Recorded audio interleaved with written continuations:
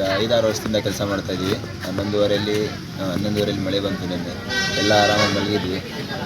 ಸೀಟೆಲ್ಲ ಬರೀ ಸ್ಕ್ರೂ ಆಗಿಬಿಟ್ಟಿದ್ರು ಸೀಟ್ಗಳಲ್ಲಿ. ಹಂಗಾಗಿ ಗಾಳಿ ತಡಿಲಿಲ್ಲ, ಮುಂದ್ಗಡೆಯಿಂದ ಗಾಳಿ ಹೊಡಿತಲ್ಲ, ಹಂಗಾಗಿ ಎಲ್ಲ ಹಿಂದ್ಗಡೆ ಕಿತ್ಕೊಂಡೋಗಿ ಮುಂದ್ಗಡೆ ರೂಮಿಂದ ಹಿಂದ್ಗಡೆ ರೂಮ್ಗಳಿಗೆ ಏಟಾಯಿತು. ಅದರಲ್ಲಿ ಒಂದು ರೂಮ್ಗೆ ಏಟಾಗಿತ್ತು ಹಿಂದ್ಗಡೆ ರೂಮಲ್ಲಿ. ಅವನು ಹಾಸನಲ್ಲಿದ್ದಾನೆ. ಗೌರ್ಮೆಂಟ್ ಹಾಸ್ಪಿಟ್ಲಿಗೆ ಕರ್ಕೊಂಡೋಗಿ ಅಲ್ಲಿ ಹಾಸನಿಗೆ ಬರ್ಕೊಟ್ಟಿದ್ದಾರೆ. ಅಲ್ಲಿಂದ ಆಂಬುಲೆನ್ಸಲ್ಲಿ ಹಾಕೊಂಡು. ಎಷ್ಟು ಜನ ಗೇಟ್ ಆಗೈತೆ? ಮಗುಗೆ. ಎಷ್ಟು ಅವನ ಹೆಸರು? ರಂಜು ಅಂತ, ರಂಗಣ್ಣವ್ರ ಮಗ.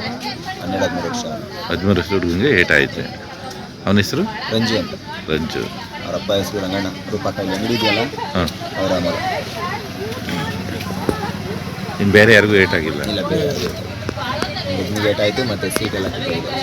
ಎಲ್ಲ ಇದಾಯ್ತು. ಫ್ರಿಜ್ ಮೇಲೆಲ್ಲ ಏನು ಇದೆ, ದೊಡ್ಡವು ಏನು ಇದಾಗಿಲ್ಲ. ರೇಷನ್ ಎಲ್ಲ ತಿಂಡೆಲ್ಲ ಕದಿಗೆಲ್ಲ ಬಡ್ದು ಒಳಕ್ಕೆಲ್ಲವ ಸೀಟೆಲ್ಲ ಮುಕ್ಕೊಂಬಿಟ್ಟಾಯ್ತು.